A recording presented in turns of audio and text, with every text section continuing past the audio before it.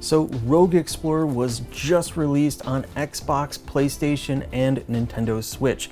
Now when I first saw this game, I knew I wanted to play it because visually it reminded me of Devious Dungeon, and I love the Devious Dungeon games. So I'm here to let you guys know all about Rogue Explorer. When you start the game up, you'll be at the town hub where you can select an area to explore, craft new equipment, change how your character looks, check your quests, or upgrade your abilities. Now, when you're choosing an area to explore, down in the lower right, it'll show you how many floors you've explored. So 3 out of 3 means I've cleared all 3 floors. Or if it says 0 out of 6, that means I haven't cleared any of these 6 floors in total. Once we've decided where to explore, you can see we have the options Start Explore or Depths Explore. You'll have to complete the Start Explore before you can play Depths Explore. The only difference is that with Depths, the level map changes each time you play. Also, if you're interested in being a little competitive, good news, because you will earn score while playing, and there's an online leaderboard for each area. For gameplay, this is going to be a little bit different from Devious Dungeon. Now, each time you explore an area in this game, your character will reset back to level 1. And each time you level up in that area, you'll get to choose a new perk. Some of these perks will allow you to attack with 3 weapons at a time, double jump, increase strength, speed, and many other abilities. So try to level up as much as possible because these will really help you to defeat the bosses at the end of each area. Now, of course, all of that will be reset back to level 1 as soon as you complete the area, which sounds depressing, but really it isn't, because the main thing you're going to be adventuring for in this game is the materials and gold. With gold, you'll be able to permanently upgrade your abilities from the skill tree. With materials, you'll be able to craft stronger weapons and armor. So both of these things are where your main progression will be happening, and you'll definitely notice the improvement with each run.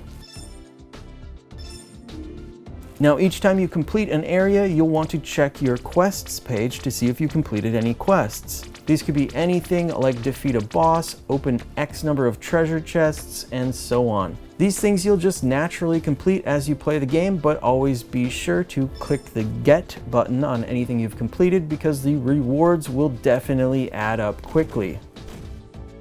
Each area in the game is going to be themed a little differently with new creatures and bosses to battle.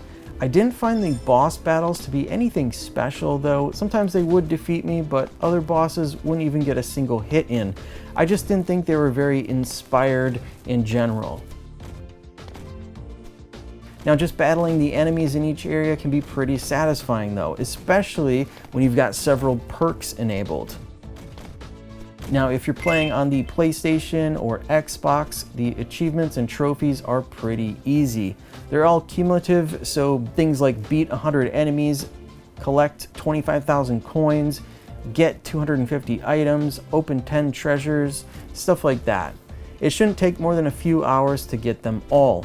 The PlayStation 4 and 5 versions are cross-buy, and they each have their own trophy list, so you can stack 2 platinums with 1 purchase if you have both systems. Now, I did notice something while playing. I mentioned this to the developers in case they want to fix it, but it seems most of the game is running at 50 frames per second, while only a few things are running at 60. The problem here is that every 5 frames there's a slight stutter where the background doesn't update. It's not too noticeable, but it does take away from the overall smoothness of the game.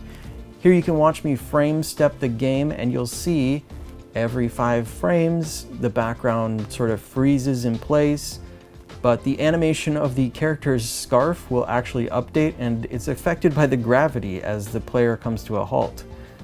Now, I tested this on the Xbox Series X, PlayStation 5, and PlayStation 4 Pro. It does the same exact thing on all platforms, so it's not a performance issue, it's actually just a bug in the code. Now, if you didn't even notice it in the first part of my video, I wouldn't even worry about it. You probably won't notice it while playing either. And in all fairness, it doesn't take away from the game at all. For me, I could just feel that something was off, and so I had to check it in my video editor to find out that it was skipping frames. Anyway, Rogue Explorer is a fun little grind. It's available now on the Nintendo Switch, PlayStation, and Xbox.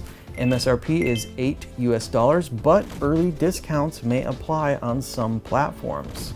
Alright guys, thanks for watching. Until next time, I will see you later. Oh, and stay tuned because we're going to be doing something fun with this pretty soon.